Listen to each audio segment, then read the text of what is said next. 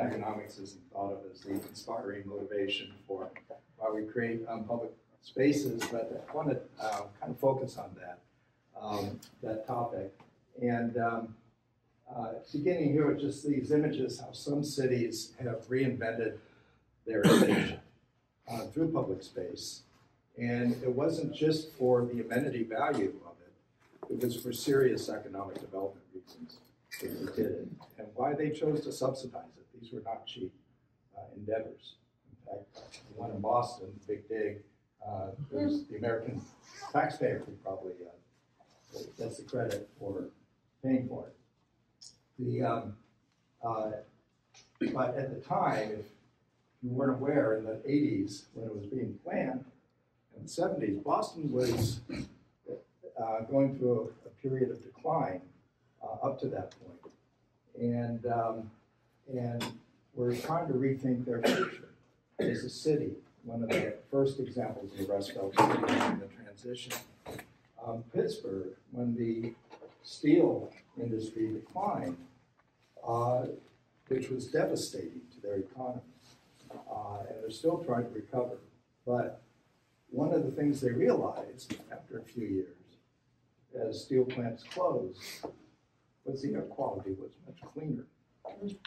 And as my old boss, Neil Pierce, once wrote, The Columnist, that Pittsburgh is in a beautiful natural setting as a city.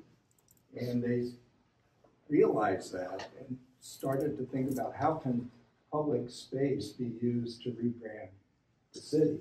In Boston's case, it was public space to reinvigorate their central city downtown, but also to connect it back to its historical connection through the North End to Boston Harbor.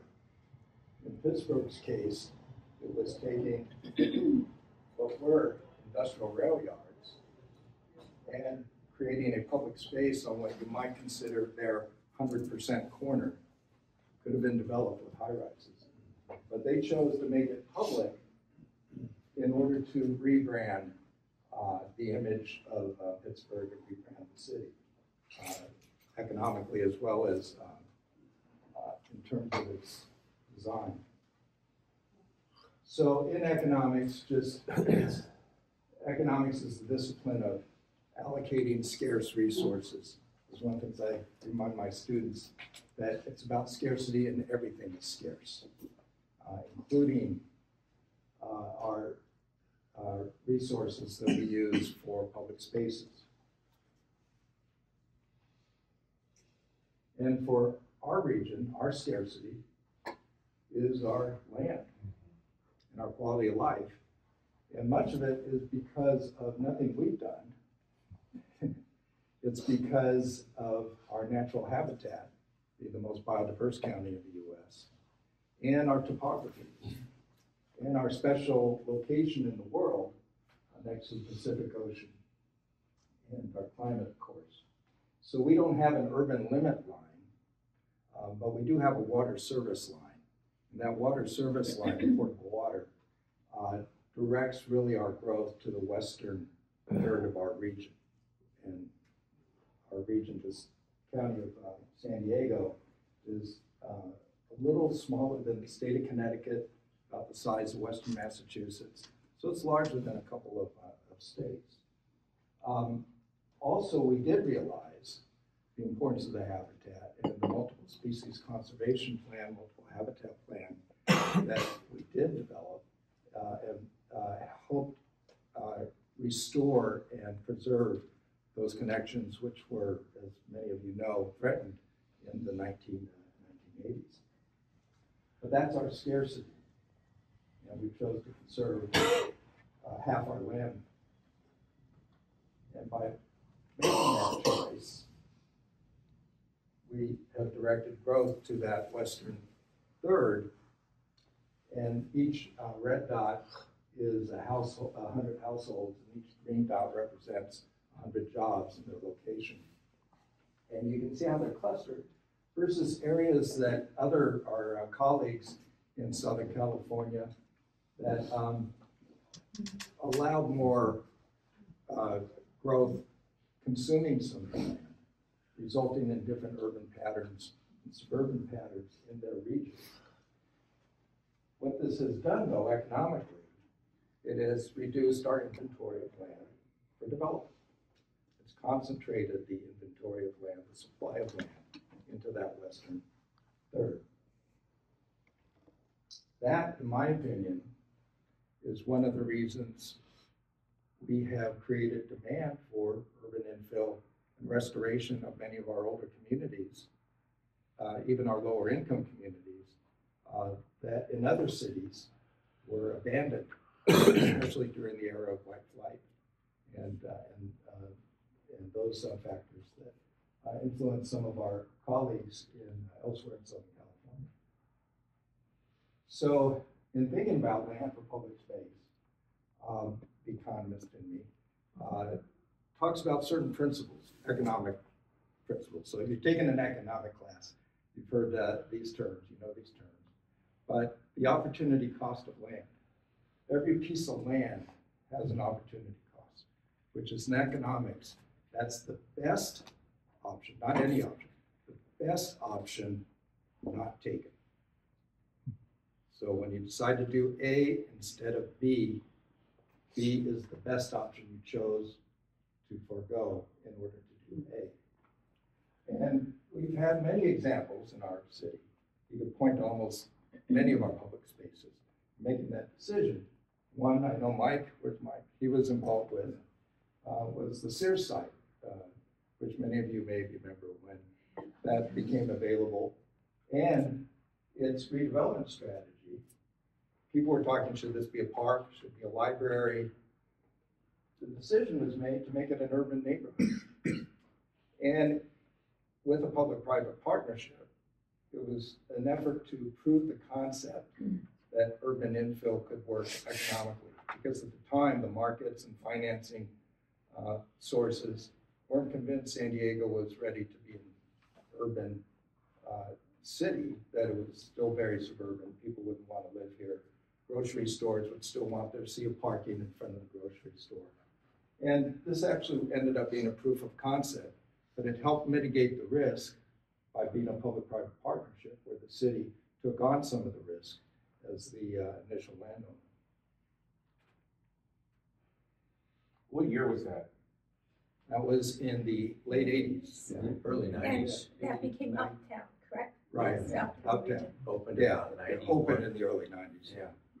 And, but we also have, as San Diegans, have considerations for opportunity cost of the sky. That gets into the air rights. Air rights have value. The voters in the 70s saw that, you know, San Diego could easily, portions of San Diego, like Mission Beach, could easily be a Miami Beach. Could today, even more so today. And the decision was made by the voters to limit the height. Now, some would say 30 feet is too limiting, or that the result is a neighborhood that's too exclusive. It keeps out a lot of affordable housing opportunities. But that is an intentional trade-off. And you might, from an urban design perspective, like a Miami Beach or a Panama, or any of those cities that have high rises and mid rises along the coast, and many of you wouldn't. And it's interesting to see the debate that's going to happen, that's happening now, of course, with state laws and the 20-story housing proposal. But this applies throughout San Diego, is opportunity cost of sky. And one of the considerations when thinking about opportunity cost of sky is not just that property, but the impact on the adjacent property for things like air access, solar access, and those types of things, and urban design U corridors.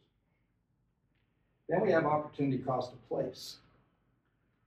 The whole district can be many different things, not just the individual parcel, but multiple parcels that create a district and that work together in cohesion as a district. And that creates a challenge because economic decisions in terms of investment and development is often one parcel at a time. one property ownership at a time. So how do you provide those parameters? And as planners, one approach is through regulation or a specific plan, or work with the property owners to create a specific plan, a strategy.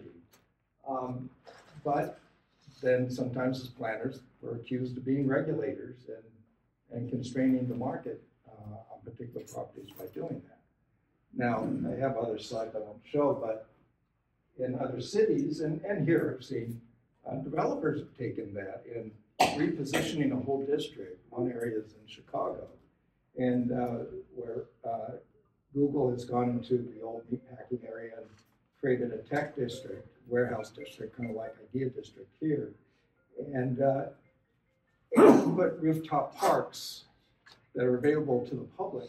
Well, the developer knew the value created by that and bought the property across the street from that rooftop park in order to build apartments that look down on it and could rent them at a premium, right? Or sell them at a premium, condos. So there's strategies that go with that. Now we have a legacy of places, so it's not new to San Diego. And many of our places from our coast, Mission Bay, our canyons and canyonlands, Balboa Park, of course, and Barrio Logan and neighborhood-focused community places are a legacy. We have a rich legacy. But as we urbanize as a city, we're going to have to think about what other kinds of places we need. Because a lot of our places were focused more at a large scale, regional scale. And we have to remember that many of those, like Mission Bay and Balboa Park, were done not just for their public amenity value, but actually were very concerted economic development strategies in their time. And so they work together. And thinking about space is, in big cities, urbanized cities, is what's the value, the marginal benefit of a space versus the marginal cost. And is that measured on the acreage, or is it measured on the people who use it? Or is it measured on the real estate around the park, not just the park itself? You know, we all know Bryant Park in New York, very urban, dense area with a shortage of green space, very valuable, not just for the land itself, but also the real estate around it. The other one is actually in Tokyo. So, but very low scale, almost like a suburban neighborhood community park. So as planners, another economic concept is diminishing marginal returns as we urbanize. Do we have too much of a good thing? And is there a point where that additional unit is less valuable? It might continue to still be growing, but growing at a value at a declining rate, and even reaching a tipping point where it becomes a declining value. And a major economic principle for planning is, and design, is externalities. And the importance of buildings next to the open space, can we, or our historic resources, or other resources. And that might be an example of a negative externality, we call it, diminishes the value of, basically the cost of the development is shared with others who do not benefit from the development. Or using our public spaces to create value, and create positive externalities, which is where the value is shared with other properties or other people without paying for it. And, or can we use that as part of the strategy for how to pay and implement these types of things by recognizing that value and externalities. When we design our infrastructure, what are the co-benefits?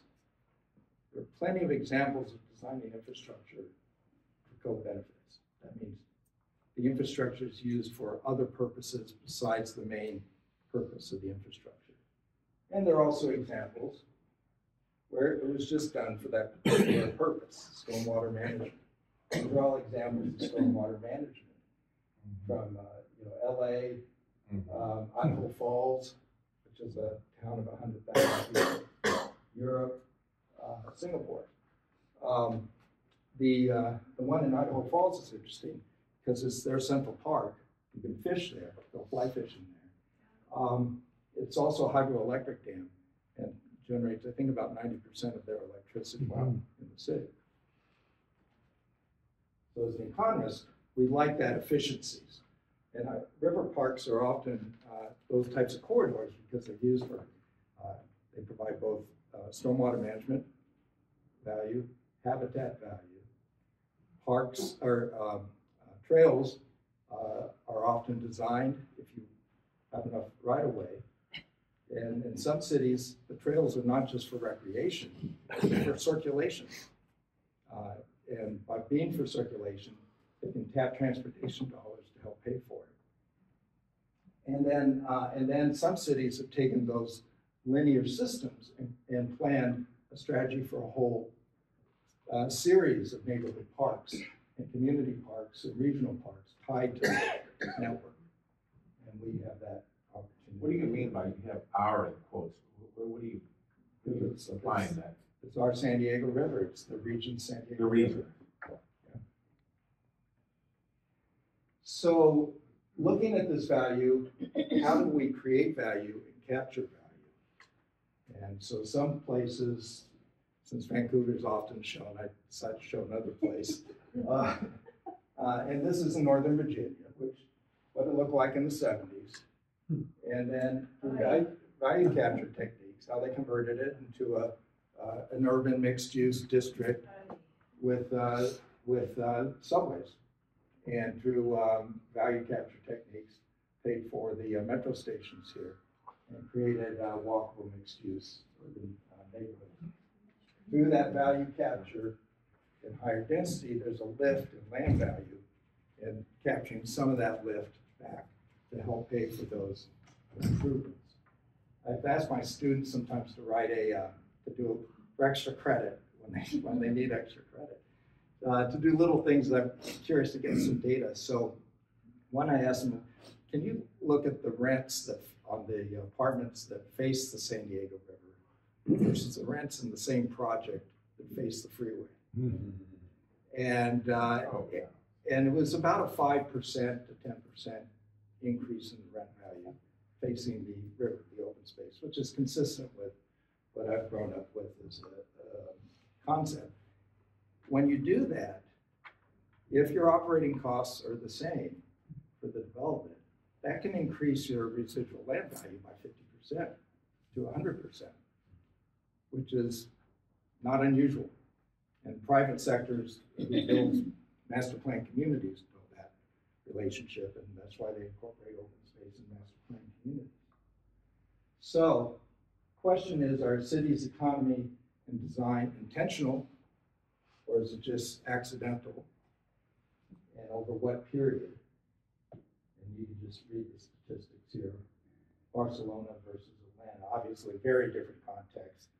It's unfair really to compare them because of when they were built and their history. But people here sometimes talk about Barcelona because of the Prado. But Barcelona is, their population density per square mile or hectare is 10 times larger than ours. Or are places a cultural phenomenon or an economic one? Some will say, that's the market. The market wants this, right? The market wants single-family suburban master plan development. Certainly the development community can deliver affordable family housing, market rate housing, probably more affordably in many cases with this kind of development at scale. Or is it cultural like Tokyo, where people are fine living in compact communities near other people? So that's a question I just posed. But as planners and designers and developers, places and cities are market choices. There's no one approach. This is why I was partial to the city of villages concept, because it recognized all of our communities are different because of their topography, location, their markets, the eras in which they were built and really developed. And so we have to recognize those differences, our historic resources and scales. And Mike loves quotes, so I decided to end with two of my famous favorite urban planners, Oscar Wilde and Churchill. And so, what is a cynic? A man who knows the price of everything and the value of nothing. And then Churchill, we shape our buildings, and afterward, the buildings shape us, which I contend you can extend that to we build our communities and we build our cities, and our communities and cities shape us. So, with that, we have formed or forming a San Diego Coalition for Public Places as a 501c4 is our intent, to be an advocate, to work with, we have a lot of place-based 501c3s in our city and region. And not all of them are related to design, some are related to community development and historic resources and other things. But to be a technical resource in partnership with them if they ask, and also as a 501c4 to be more free to advocate. So with that, thank you.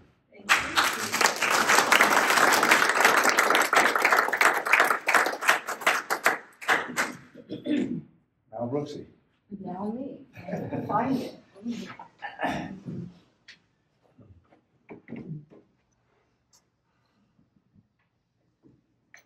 Not my computer. Not sure what's gonna work when I do this. By the way, that picture's in Toronto.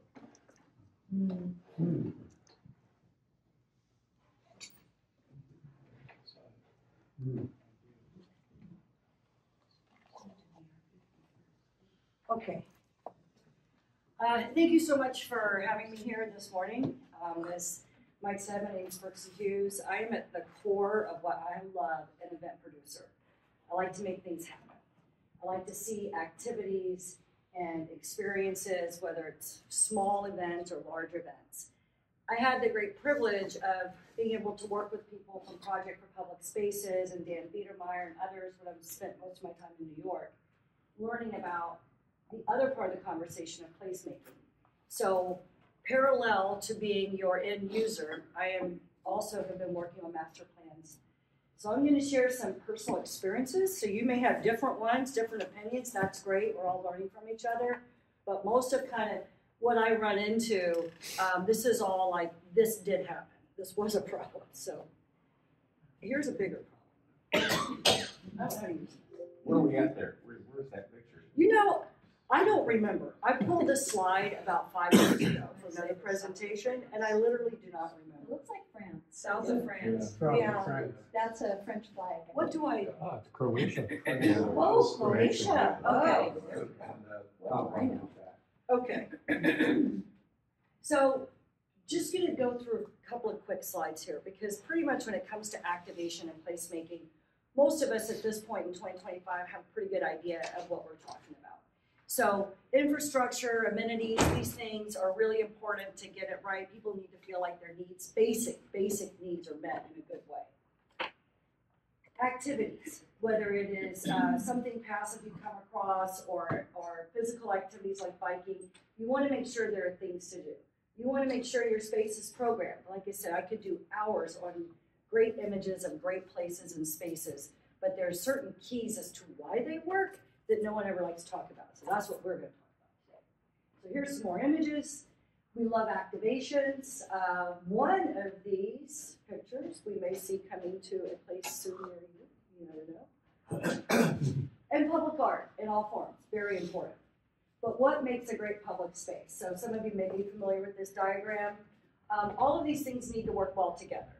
You need to have your programming, your management, your design, attractions, amenities.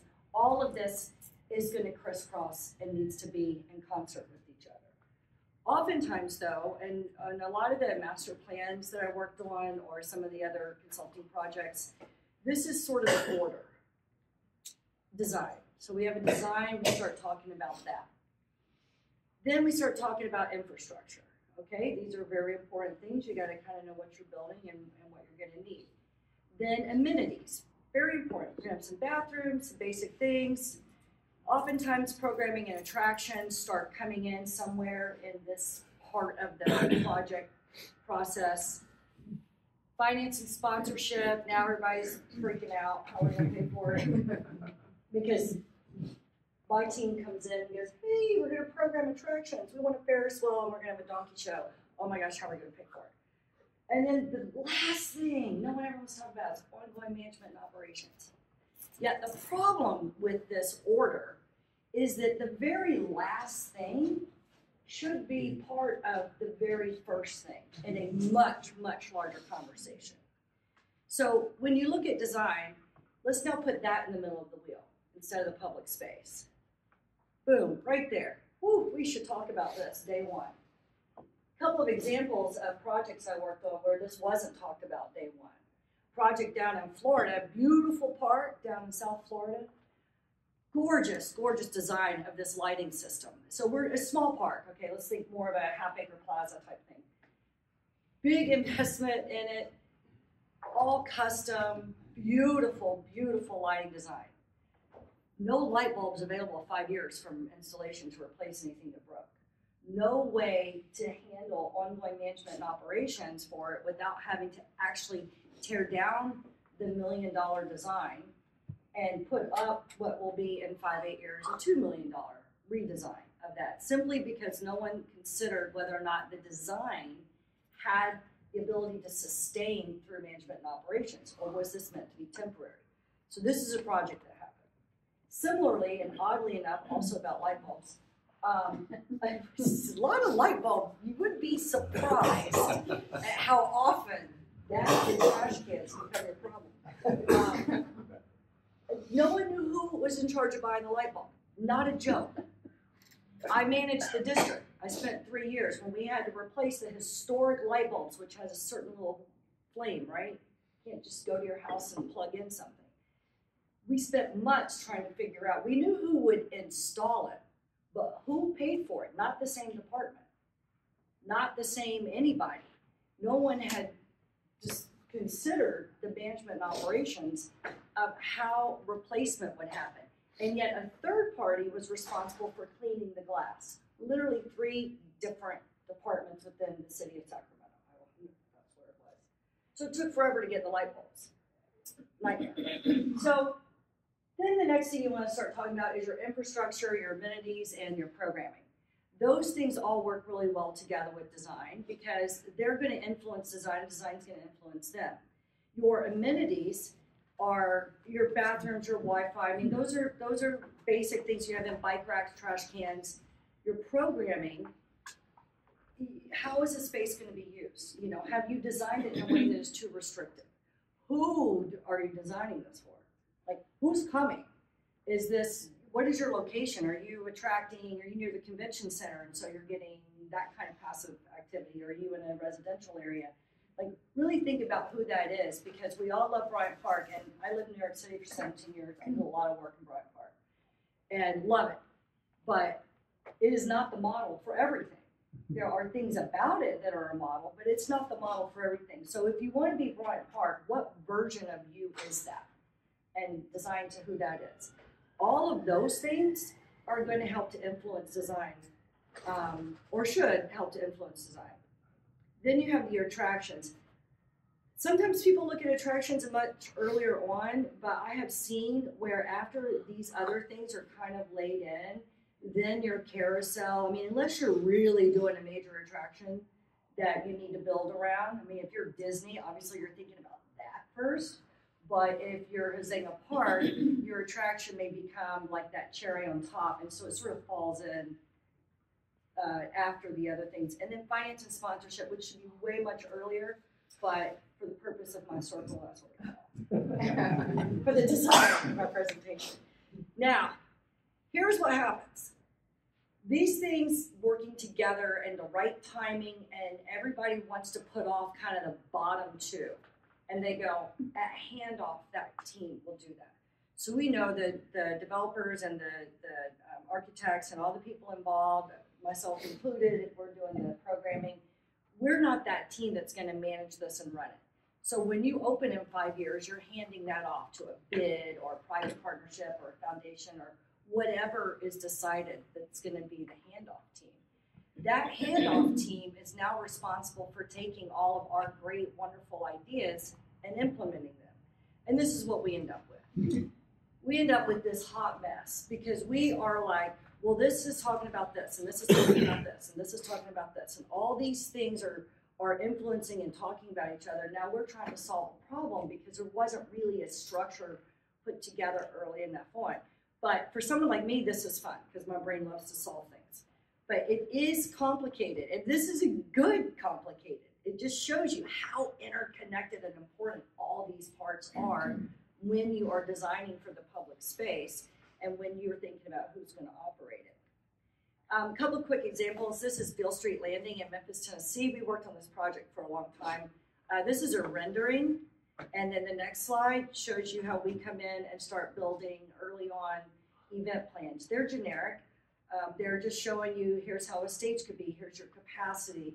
So we work very closely with the landscape architects and actually go in and build out maybe 10 or 15 different types of uses through those first year or two of planning in order to speak to how that space might evolve. Where's this at? This is in Memphis. This is Beale Street Landing. It's next to Tomley Park. This was 2011's project. So this was the rendering, and there are many, anyone interested in this, I got all the plans and slides and the stuff that we did. So this is just one section. This was a huge project. They built a whole restaurant area that had a sloped green roof. It was pretty cool. This is built a certain way because the river floods 55 feet. So these are shaped like guitar picks, which I thought was pretty cool. And they're terraced, so that when it floods, the bottom one, this one at the top of the screen, that one actually goes away. And you only end up with the two during their flood season. And then the dock goes up and down. Is it built or is that your? It's built, yeah. You have a photo of the built? I don't. I need to get one. This, and like I said, this project was in 2010, 11 when we worked on this. So this is, again, that example. Here's an example of Carlisle Square in Alexandria, which is not Bryant Park, although very much designed to be similar to that. So another part of this process is going in and saying, okay, we might want to have a market, we might want to do this, we might want to do that. So we'll go in and do dozens of things to lay in the design. So it's not about the pictures of like how great the events are going to be, what fits here. And so sometimes we think there's a great event for the space, but the design of the space supersedes because it's really a better design. So we're going to think about a different event there. Sometimes the client really wants a certain type of activation there. So the design needs to kind of adjust a little bit in order to meet the activation. So just running these over and over and over and over really helps to influence on both sides, like what you're going to do. And then you figure out, well, who's going to manage this? Well, how is this done? So again, all of this gets talked about to some degree. You don't solve it all in a day. Which brings me to this Bryant Park. So you don't solve it all in a day. It took them 20 years to get to where it is today. They just wake up and it work. The importance of this space really being successful is having someone there that's not going to take their foot off the gas. Someone that understands all of these things and the patience and time that it takes. Because San Diego has got so many beautiful places, and I'm an outsider in that way because I live in the sun, I go back and forth, and it's just gorgeous. And the challenges, though, on the inner city with trying to do public space, and I've talked to other groups, they're the same whether no matter what city you're in. Everybody's got the same challenge. This is not unique. So you shouldn't be upset, like, why isn't this working here or there? Because very few places make it work that easily. The ones that do have the Dan Biedermans or the Heinz family or people that are there and invested with their foot on the gas for 10 or 15 years, if that's what it took to create that space. So with that said, that's my experience walking through this as a planner, as an event producer, and as someone that has actually managed to run a public space for a few years. So thank you very much.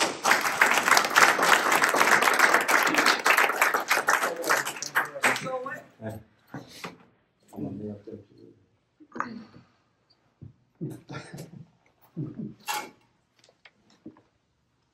Chairs. Who's Dan Biederman? Dan Biederman is well known for taking Bryant Park from Needle Park to what it is today. So he runs the Bryant Park Restoration Corporation. It's renamed several times. So back in the, I guess, late 80s, he started really evolving that. And now what it is today, and along with Fred Kent, Project for Public Spaces, so that whole gang kind of was all together, and I had an opportunity of landing in their circles through another person, Karen Bacon, whose father was a planner, Ed Bacon.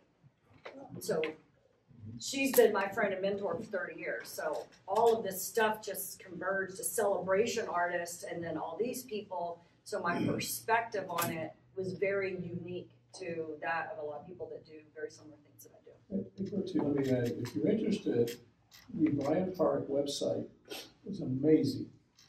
It shows you not only what the attractions are, but the governance, the funding. It's completely open. It's a private, nonprofit institution, best of class, and they're very willing to share. So we go there. We're using it as one of our best of class examples as we're working on activating the Palisades. Central Park is also run the same way through a public-private conservancy that they run. The Bryant Park website is amazing. You learn so much. Not as What's much the as you acreage? get from Brooksie, but What's the acreage for Bryant Park? The actual lawn is 1 acre. The entire area is about 7 acres. I think that includes the New York Public Library. That's from 6th Avenue to 5th Avenue, 39th to Oh, okay, it's behind the library then. it's behind the library. Okay. But the part behind the library, the part that's the actual lawn, is 1 acre, and then there's about another acre of the hardscape around that too.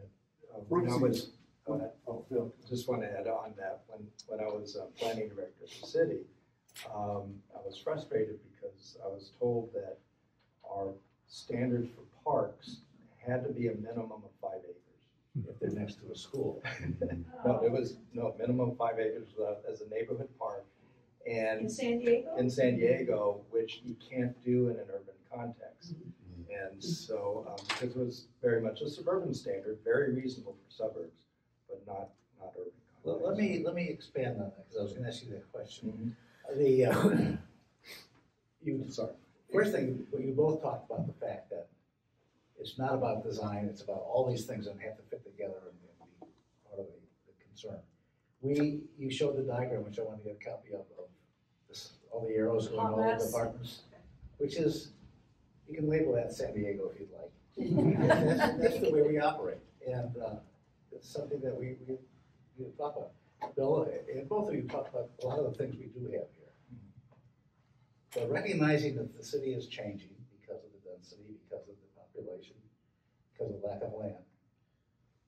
And since you mentioned the 5 acres or the 10 acres, how do you see, how should we begin thinking about some of these things in terms of, so we keep talking about densifying neighborhoods, and we are, and those neighborhoods have no public space. And you're never gonna get 5 acres in the middle of Hillcrest, so. What should we be thinking about? What should we be doing differently? Don't think about acres.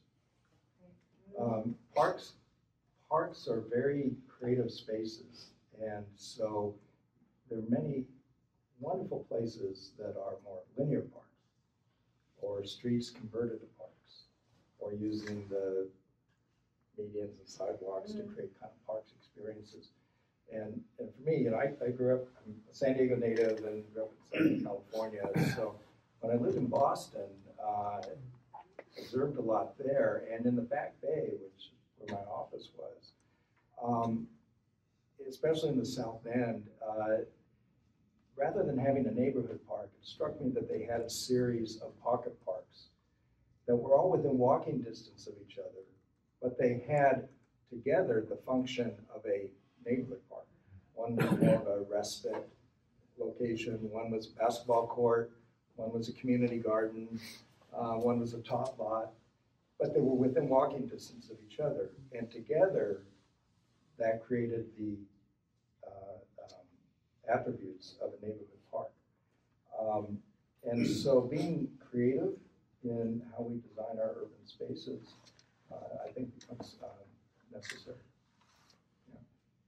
Brooksie, I'm really intrigued with your diagram and your explanation of it, and it was causing me to think that what holds it all together, and you started to talk about Dan Biederman, and it kind of heads me to a question about how do these great places get the governance or get the something that's going to glue all this together while it's an atom and it's vibrating and all these lines are connecting and arrows. What is actually holding it together? A whole lot of love in some cases because somebody loves the project enough to be that conduit before something else is there. And I mean, I don't say that to be funny. It really is the projects that I see that have done really well. There has been one or two people or a certain organization that was just not going to let it fall. But part of it is you've just got to go step by step. You know, you can't rush it and force it. One of the biggest problems with not figuring that out is you open and you have this beautiful public space and it's well programmed in its first year. And then the wheels just come off. Yes. Because everybody had what it took to get it there and we're open for a year, but then they scatter. They're tired. They can't continue. So someone has to keep that going, and it needs to be a 3 to 5 year commitment because usually around year 5, that place is self-sustainable. Can you extrapolate it to a city? I mean, that because we were talking about the entire public realm of say, downtown San Diego or all of San Diego when you're looking at a vision or a leadership, or how does it... I'll be honest, that goes back to that diagram. I learned more taking on the role of district director in Old Sacramento and sitting in the chair after being an event producer for 20-something years before that, and then being a consultant with, 40 plans on shelves throughout the country, and I've worked in Tokyo at Roppongi Hills. We consulted there, and you think, we gave them what they needed. It's designed. Here's the roadmap. And when I took that job of being the person, I was like, the problem comes down to, at the end of the day, in my opinion, can disagree, but over and over, it is lack of accountability and lack of real desire within the city. Like they gotta really want it, and they gotta really want it, and it's a mess because it gets put together. You just keep gluing on a piece, right? But really, we'll take care of it a little bit here. So that's my experience, what I learned behind the curtain. But I cannot pretend to be a city. Yeah, and I was at the city when we had the last budget cuts in the 2000s, so I can talk about that. So, we're doing a lot of research on governance for the park, to activate the park. Because there's a lot to look but don't touch at the park, so we want to make it more active. I would say there's leadership, there is tenacity, resources, and somebody's in charge, and it should not be the city. Yeah. The city doesn't have the talent to really do something this complex. The city could be involved, but all these great parks are usually at leased land. If the city leases for $1 to a group that has the tenacity, the vision, the willingness to go in the long run and make it work. And then you gotta be flexible, because a lot of times we go into design too soon without finding out what people really want. And then you spend millions of dollars and you go, whoops, nobody likes that. So anyway, that's what we're finding out in our governance research. Another model, and that's a good model, but another model is Minneapolis, St. Paul, where it's a special district. So the cities don't manage their parks. Parks isn't a department within all these other responsibilities that cities have. Rather, it's a dedicated agency that the voters, I forgot when it was formed, but it's in the 30s, I think. They get a percentage of the taxes dedicated to them. They're their own agency, and it's a regional agency. So it's Minneapolis, St. Paul. It's not just one of the cities. You know, I would submit that it's, you have different models of organization or structure. And those are not important. As important as somebody who is the keeper of the flame, whether they're in the city or they're in the private organization or they're both. Central Park in New York was one woman who did it, who was both in the city and head of the conservancy, had a foot in both camps, and just kept plugging away at it. And I think that's what it takes. And that's the struggle that's going on in Balboa Park right now as well. And Bill and I are both city employees. So I would not. Only 5 of my 40 years. Yeah, mine were 28. But that's a different story. But I think it is personalities. It's having the right people. I follow the Millennium Park in Chicago. There was a guy in the park district who was the keeper of the flame, and just Leadership. Yeah. Well, and that's the problem in the city government is you get changes in government, and most government officials with term limits and district elections and such aren't really thinking, okay, 40, 50 years into the future. So you have a question, Ben? Thank you. Thank you for this slide. Sorry, Bill. Everybody's really looking at this slide because you laid all the elements out. And I wanted to prioritize them. When I saw your image, I wanted to prioritize them and then realize that each project has a different list of these elements of prioritizations. And because then we talk about Balboa Park. Balboa Park's a big deal. Lord Norman Foster's here to do a building. But really, he's here, the design in the middle is for finance and sponsorship. That's number one. That's why he's there with the design part of it. That's very, very interesting to your list. My question is how do you deal with something like individual, very wealthy, individuals who come in and say, "This is my idea. I'd like to do this to your public space because it's a good idea that I have, and I have the money." That never happens. How You thank them manage very that? much, and you take their money and you go do their design. It's great. No, what is your question? Like, how do you manage the how do you prioritize? How do you manage having the big idea come in when you're trying to work? Your diagram had all the bells and whistles, but something comes in and upsets it. How do you prioritize and keep your priorities moving forward when there's when a philanthropist comes in and says, "I want to put a ballistic missile on your park"? Okay, well,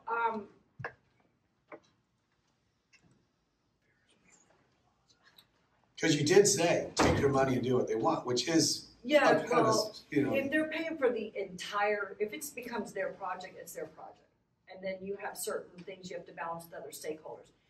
When you're talking about public space, you always have stakeholders.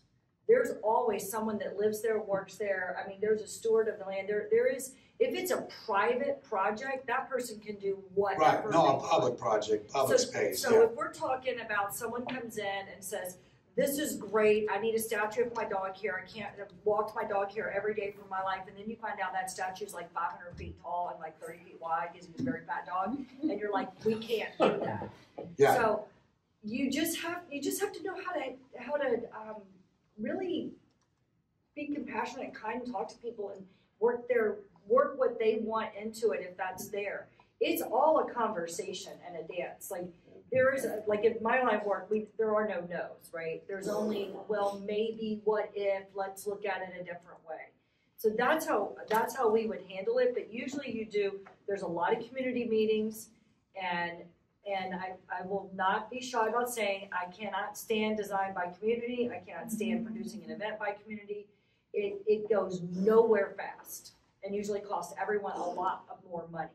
So you really want to narrow that conversation down to your key people after you've opened it up, then bring that in, and so that stakeholder, give them a place to participate. Brooksie, talk about experimentation early in the process, because I think this is an important part of what ultimately ends up in a place. Well, there's one of the things about interim events is they work really well, and I think everybody knows about that in the planners. You've got an empty lot, it's there for 5 years before you break ground. So you do things in that space in order to make the public not hate you before you get there with construction. So that's like a case study. It's kind of hard to do that in a park, like say the Beale Street or any of these plans, because it doesn't exist yet. So if it doesn't exist, then you have to play with the in-plan moving of the pieces to see what fits and what works to get your base design. After that, before layering in all your specialties, before layering in those things that are, before you put in the carousel, before you finish the fountain, before you do certain things and you have the base, it's really good to watch the space and do events and see how people use it. Because you might find that the very spot that you thought as a designer and that we thought as programmers would be like, ooh, this is perfect, put a band shell here. Turns out no one's ever gonna use it. No one's coming, they don't want that. And I think we've all seen empty amphitheaters, terraced areas, and band shells that are just homeless shelters at this point. So really important if you can test out a space with small events and interim events and watch how the public, they will tell you what they want to do there. So it's like tactical urbanism, Yeah. where you do something impermanent, you let people try it and respond. We have a question behind you. Okay, so I got a couple questions. One, in terms of how much, you say like you don't have room for 5-acre parks normally, but what is the ratio that's considered for an urban area like downtown, I'm a downtown resident, of how much park space per 1,000 people? I've seen 2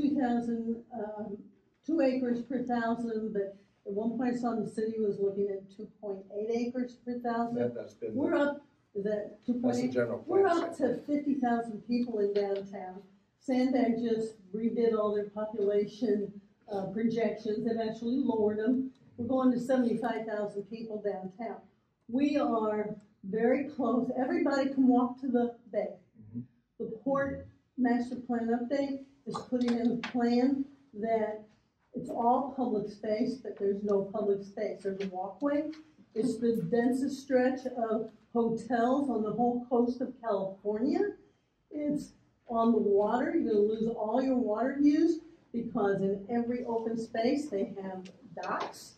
So it's going to be a wall of ships, no sea that you'll see. How do we deal with that? When we're not close, if there's 75,000 people, then you need 150 acres of park space downtown. We're not close to that without using the port. Yeah, well, I'm more of a believer that large cities should control their waterfronts. The what? Large cities should control their waterfronts. Part of the problem is institutional, structural, the way the agencies are set up and the way ports finance. They have a strong fiscal motivation to activate and lease and get value from their waterfront, particularly in downtown where the market is supportive of that. That, to me, is an example of opportunity cost. Pittsburgh could have built high rises in that where the three rivers come together. They chose to make it a public space. And other cities have examples of that too, and so does San Diego. So I do take a little bit of a different view on, you can tell private property owners, you can only do A, B, and C, and not anything you want in California. And it is the public's land as well with the public space, and so it needs to be engaged. We have good examples of public innovative spaces, from Barrio Logan to our habitat corridors. With downtown and specifically, I think, I did, disclosure and consulting, we were advisors to the port during one of the phases of their master plan, and we were advocating for windows to the bay. And I don't know if they ended up keeping Doing that. what to the bay? Windows to the bay. Window to the bay, where they had a little window to the bay and it's in front of Yeah. the county administration building. They have something, they're calling that, but they're also adding 85 book chips. Well, the Maritime Museum, So- yeah. So this is transient doctrine. So if you add 85 slips there, even if you do have a little bit of a walkway out on the water, you've still blocked all of the views. Yeah, so my point on urban is it's not how many acres per thousand, it's the quality of that space and how it's used and for whom and what's the design day. And cities that have taken their waterfronts and turned them into primarily tourist destinations, I think diminish the value for their public, but also it can be short-sighted because a lot of tourists don't want to go where other tourists are going. They want to see what residents like. Yeah, most of our tourists go to That is, But what all that speaks Well to said, is well really said. a commitment by the community to require something different, or ask for something different. We've been fighting. It's, the Port District chose the model they chose because we as a community didn't want them to charge taxes, which they had the right to do.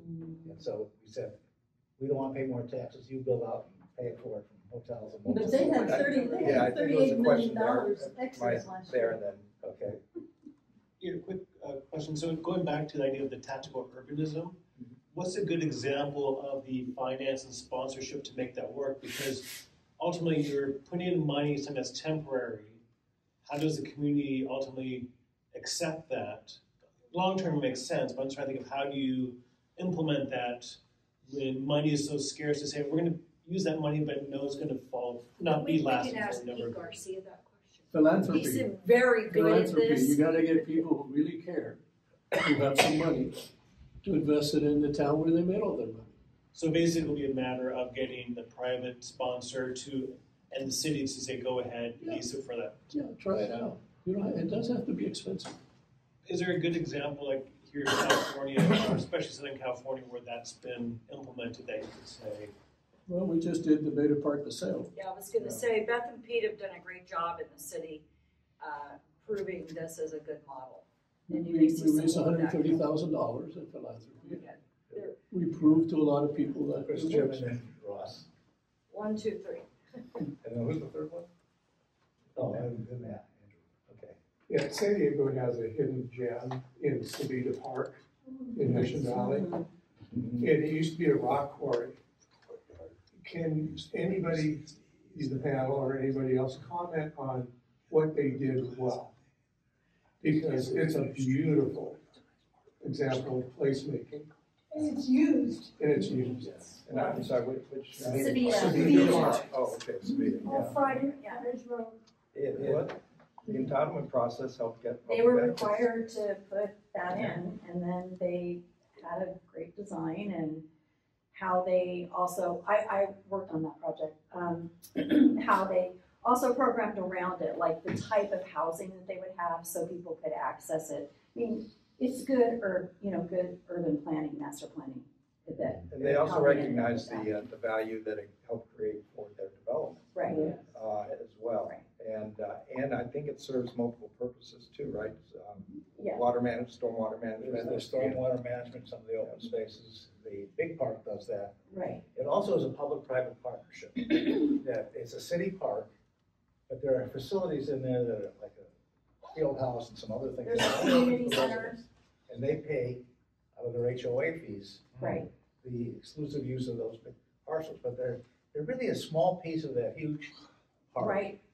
They could have chosen a different design. They could have made that less spacious and inserted more green space. I mean, there was a lot of different planning choices, but that's the advantage you have when you have a blank slate and you can really think about it. I think the bigger challenge for San Diego is programming in existing neighborhoods or existing areas.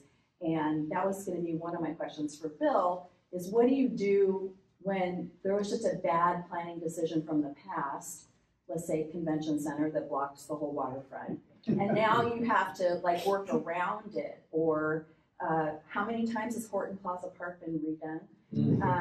And is now still fenced off, you know, so that was gonna kind of be, so that would be my answer to that, would be, Jim, is that they had a. And I'll answer your question after a few others, but that, and there are multiple ways, but I do want to say, Mike said with the HOA. Yeah. That's an example where a new community is managing open space for the public, maintained by the HOA, versus they could have, or you would have seen in some communities in Southern California, the community put behind a gate. And the HOA would fund wonderful facilities and parks for those the people who live behind the gate. Right. And one thing you'll notice about Savita Park, if you walk it connects to the adjacent housing. There are Yes. trails and pathways that open up into the park, so you can work your way through it. It's really treated as a great public space. That was Russ. Brooksie, I congratulate you on availing yourself of the binational opportunity in our region by living in Ensenada. And the Can't afford to live in San Diego. there you go. My question is whether you've seen things, amenities, parks in Ensenada that shed light on what some of our challenges are, or what the Malecón in particular has been a big development down there over the last generation, and I'm wondering how you see it as an intelligent events planner. Well, I'll be honest, I have not had an opportunity to do events much in the region. I have mostly been on consulting with various programs so I've not had an opportunity to go in and actually activate or be a part of the spaces. I will say that in some of the projects that I have tried to do this with in various spaces before they lost their funding, we would get to the point where the challenges are usually about access and infrastructure. Where are you parking to load in and load out? Like all of those things. Forget the space. Think about what you need to do in order to get your stuff into the space. Support. The support. That is usually, and what I've seen more along some of these spaces as I've toured and visited them in terms of consideration for a project, was the access to the power and the infrastructure, and what is the community going to feel about having work lights up all night for a load-in and the sounds of the trucks. Does that make sense? That's where I see the challenges. That's where I run into, but it is for everywhere. It is not just a San Diego issue. It's your urban areas and your waterfronts are very hard to work with that way. But apologies in that I've really spent for the last 2 years just consulting. I haven't had a chance to implement something to be able to speak to it from that standpoint. Thank you. Andrew? I've been reading discussion about beaches and coastline. Are all beaches a state ownership thing, or does the city own any beaches? I can't remember. Well, all the beaches are public access. Right. Yeah. The coastal act, but that's because we chose to as Californians. Right. You know, you have private beaches in other states. And just in terms of coming with who's, I'm a Torrey Pines guy. I go to Torrey Pines Beach all the time, and I think that belongs to the city of San Diego.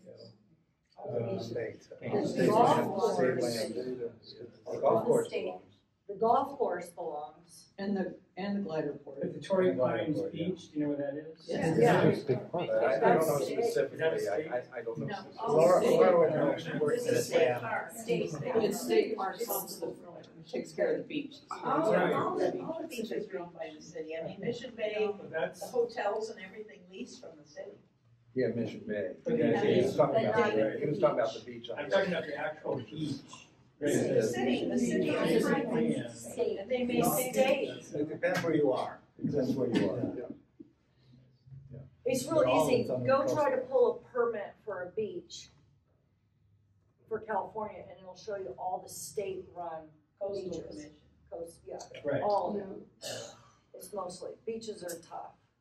Well, Anywhere. I'm not interested in developing them. Right, okay. Yeah, In like, general, they're not. Making don't sure that have a- there's a, that the public benefit, that the use of them is facilitated. But Mission Bay is an example where when they planned it and laid it out, I worked on the master plan in the 80s with WRT, Laura. They dedicated a percentage of the land area and water area to leases. That was very specific. Again, it was an economic development strategy for the city after World War II. And they used the lease revenue from that to pay for improvements and maintenance operations, not just of Mission Bay, but also some of the other regional parks in the city. But that plan was. I finished. So I thought that was rather wise thing to do, and in creating the value and taking some of that value to put back into public improvements. But part of that plan was the coastal commission said only 25% of the land can be leased. The rest has to be open to the public. Yeah, although the coastal commission didn't exist, I don't think, when Mission Bay was. No, we went up there. No, in the 50s. So not in the 50s, Yeah. in the 80s. when But you know what's interesting about the beach must be available to the public? That is if they can get to it. Yes. Because the cost of parking that is just across the street, the fact that in order to get on the beach, you must be able to be near the beach. And if it's not a walkable destination from you, then the market of parking and the building and all the development that gets right up to the line of where you can't cross has made it virtually impossible for the average citizen to go and spend the day at the beach. And we will be discussing that issue as a community because the mayor has proposed parking rates in the park, Balboa Park and in the beaches. Again. See, Well, I'm glad you brought Bishop Bay, because the problem is that most parks don't have a dedicated revenue source. And Balboa Park's an example, it's got a big physical plant that's falling apart because it doesn't have a dedicated revenue source. Whatever few pennies the city has after all this other stuff that they do, they give it to Balboa Park. So Mission Bay is a good example of how you could take some of the land, okay, ground lease it, okay, and then use the money to stay in Balboa Park to preserve what we have. Now, I know that's kind of controversial, but you're not going to get Balboa Park fixed by charging $2 an hour of parking, which, by the way, that money's not going to go to the park, it's going to go someplace else. It should go to the park. It has to go. it has to. Well, all I'm saying is that that's nibbling at the edges. Okay. One of the issues with Balboa Park is the institutions that draw people are all nonprofits themselves. Right. They're all trying to raise money themselves. I talked to a couple of young planner architects who graduated from here, I think some of your former students, who were exploring some of the derelict parks in Mid-City and North Park. In particular, there was one where they had the idea of this abandoned building to turn it into a senior center, and this is a creative park, coffee house, and beer garden. Now, the senior center, beer garden, good, I'm all in. But with the revenue dedicated to the park. And that would be more of a European model. I mean, you see this very common in Europe, so it's not a crazy idea. You could do that in Balboa Park. You got 800 acres that are not developed. Yeah, speaking of revenue sources, can you comment on what happened with the loss of redevelopment agencies? And how, and what is something, is anybody doing anything to? Bane of my existence. Yeah, well, you all know about the loss of redevelopment agencies here. Yeah, so it was a big resource for especially ameliorating blight and providing affordable housing, and in the process, public spaces. Downtown here in San Diego is famous nationally for making that transition to a residential mixed-use downtown. And Barrio Logan with the Mercado del Barrio that we worked on, that, and others here worked on. That was a good example. But statewide also you had places like Coronado and other places that weren't necessarily blighted or low income around the state. And when we had our budget crisis in the 2000s, the state wanted to take some of the money back. And the Redevelopment Agency Association fought it, resisted it. And finally Jerry Brown said, well, you know what? You're an arm of the state. You can't tell us. And so he disbanded redevelopment. It took a major resource that had a lot of powers and influence. It was replaced by tax increment called EIFDs, Enhanced Infrastructure Financing Districts, which have not, it's been used in West Sacramento and a few places here in the border, but not in a major way because it requires the other taxing jurisdictions to agree to participate. While under old redevelopment, it was formula-based, so the county's share of tax increment had to go to the district. And so it was in cities' fiscal interest to form a district and get the county's revenue as well. Now the county chooses on its own, and most counties around the state are deciding not to give up their share of tax increment. So that begs the question, why should a city just use its own tax increment? They already have the revenue. Yeah, because I think the comment to your question about parks in downtown, when a key strategy of the redevelopment agency in downtown was to really encourage development that could start to fund and finance open space.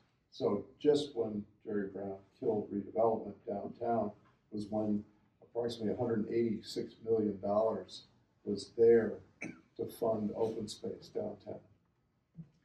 Now some cities have used, well, in California, we're very overly reliant on impact fees since Prop 13.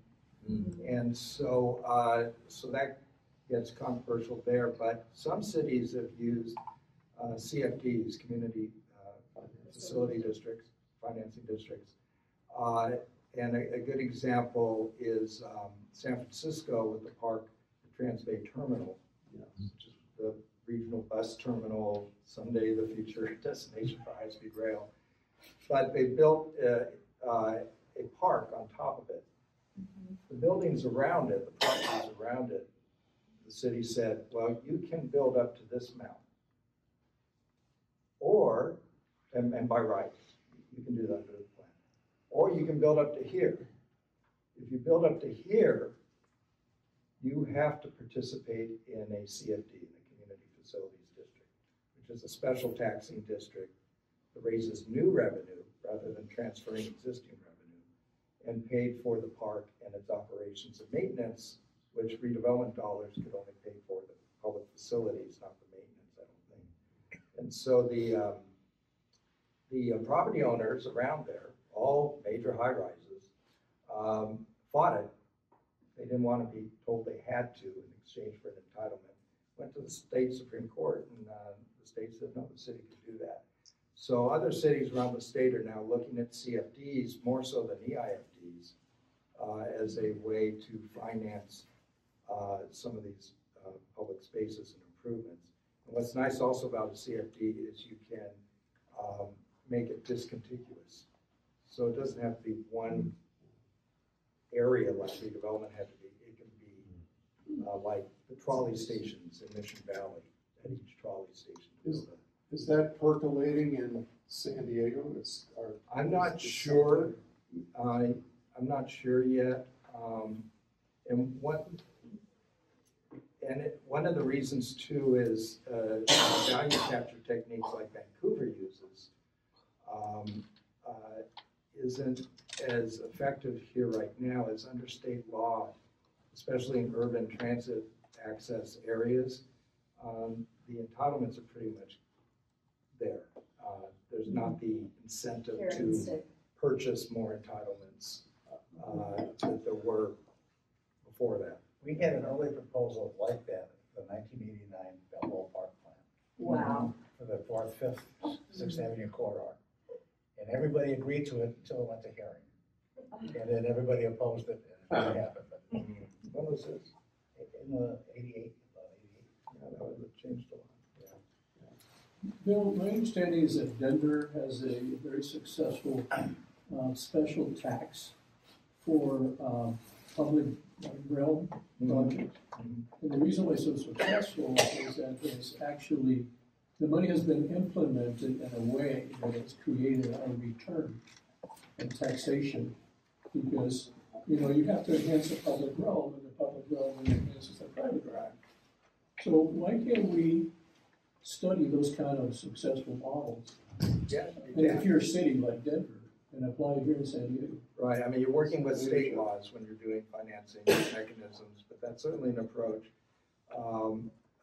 Another is not tied to value, but is, you know, like East Bay Regional Park District up in the Bay Area that was established. They get a percentage of property taxes in the 30s.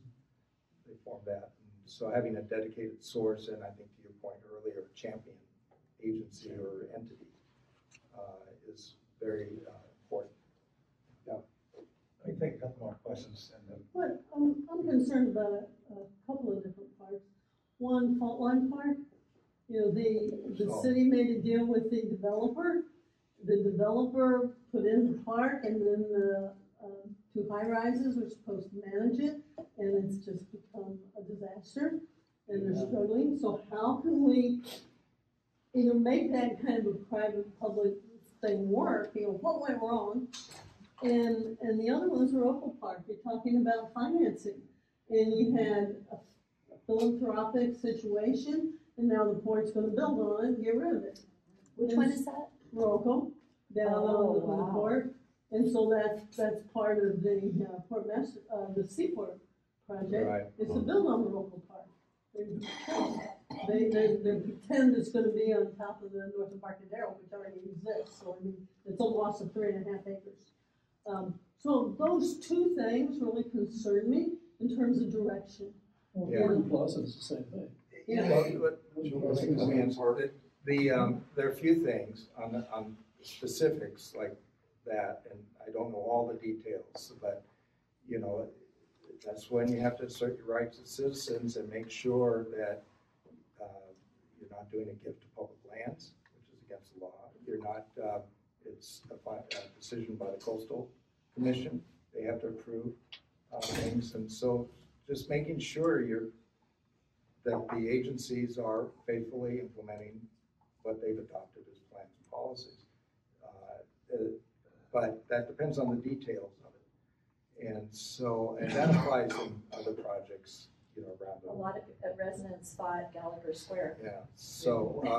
I was going to say, what you're talking about is Brooksie's light bulb example. No, we designed the park, we initiated that agreement with the developer to maintain the park, and then everybody walked away from it. Nobody's worried about the light bulbs. The city is not really actively enforcing them. When CCDC went away, they would have been responsible. And the developer, you know, I bought it. Well, in that case, too, the deal should have said, and you'll provide X amount of dollars per year for maintenance and operations and programs.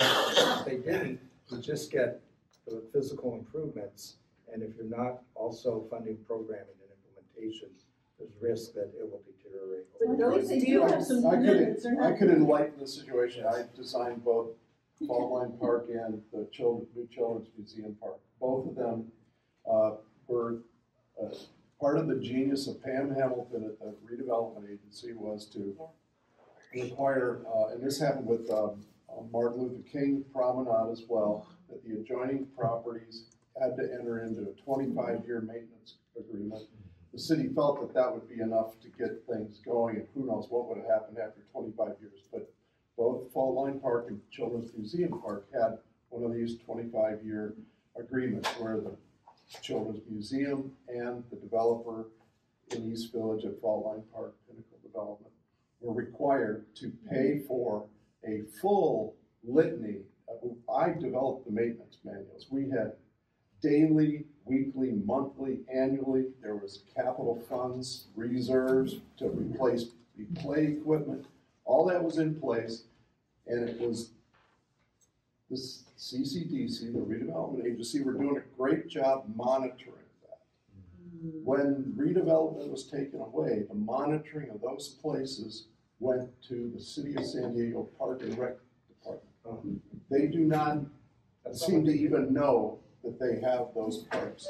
All the light bulb issue, when Brooksie got into that, management and operations were the first thing that I said, because I'm a great designer, and design does not matter if you cannot take care of your park forever. Bowline's beautifully designed. So these things, just gets back. And you know, there are mechanisms like benefit assessment districts, business improvement districts. It's just the will to adopt them. So the sad thing is the money's there, the mechanism is there, it's like who's enforcing it? But that is a very key point, and I know you have a question, and I'm gonna go feed my meter. Let me speak just to that, to that point. The Martin Luther King Promenade, the condominiums that front it or that are adjacent to it have that HOA responsibility for maintenance. The time, the agreements, the responsibility expired. And our HOA made the determination that it's in our interest.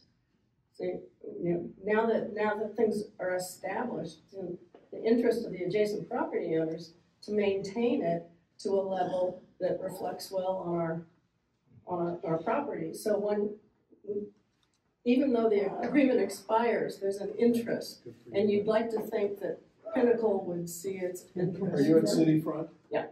Well, and it doesn't, so the Yards project in DC, when the Navy Yards was redone, that was a Forest City, Washington project. So that master plan started in like 2002-ish. So we worked on this for 6 years in various stages.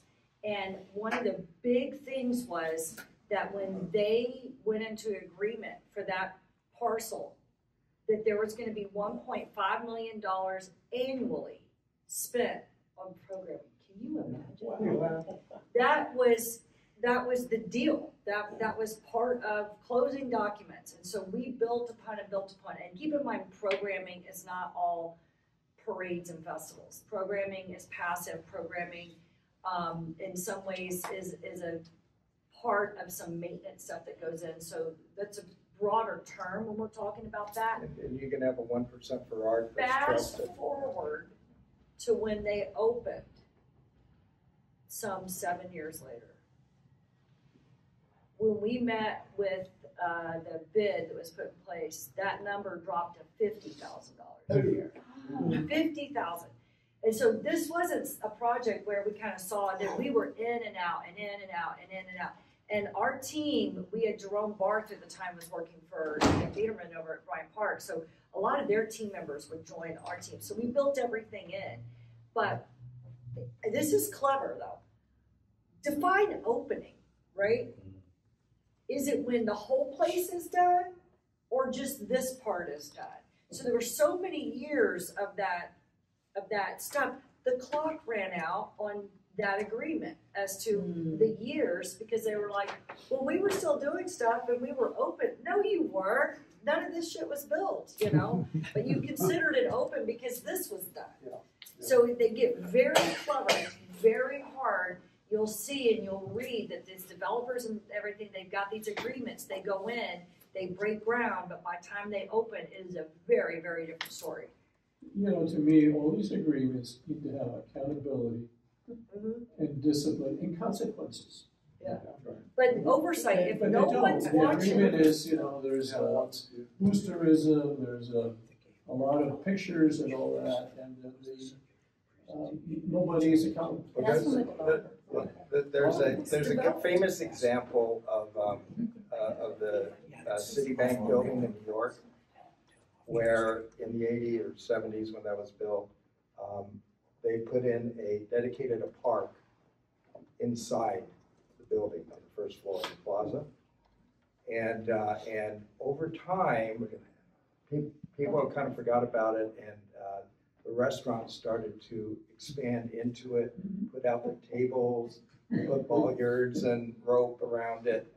Well, a group of New York activists took 100 people over there and sat in this high-end restaurant at their tables in the public park with their sack lunches. and the restaurant tried to kick them out, and the building said, well, you do that, we're going to sue you because this is a public park. And they had the legal evidence for that as well. So sometimes it takes that kind of activism, and I don't know if San Diego's there yet, but we're getting We're ready close. to do that at Portside Pier. I'm gonna give Howard the last comment. Thank you. Brooksie, when you speak across the nation and beyond, do most of the conversations about public space devolved into financing and developer agreements? 100%. Yeah. Because that's where it comes down to. Yeah. Everybody wants to know, how can we be as successful as Bryant Park? How can we be as successful as Millennium Park? I mean, there's a lot of great success stories. And it always comes down to financing. How do we pay for it, and how are we going to manage it? And there's a lot of different formulas out there, but you have to find the formula that fits you. And I got one thing I got to say, because this is my only beef. A green roof is not public space, okay? That does not check the box. Because at the end of the day, you have to have access into that building or take that elevator up in order to do that. And I had in my neighborhood in New York, they were trying to build a high rise. I lived in Washington Heights. And so I was like really into Heights, and I loved it. And they were going to put up this building, and the community board was meeting, and they're talking about the green roof, and it was one of those moments where it was a not in my backyard kind of thing. And I went in, and he's selling everybody on this green roof, and I was like, I actually get paid to sell this to other people, that this is good. But here's why this isn't good, and that's just one of the things that I do not. It's a very big incentive in downtown San Diego. Yeah, but it is not check the box for open should not count space. for public parks. It should count in order to cool the building. It can be an amenity to charge a fortune for your rent, but it is not public space. Thank you. Thank you for your presentation.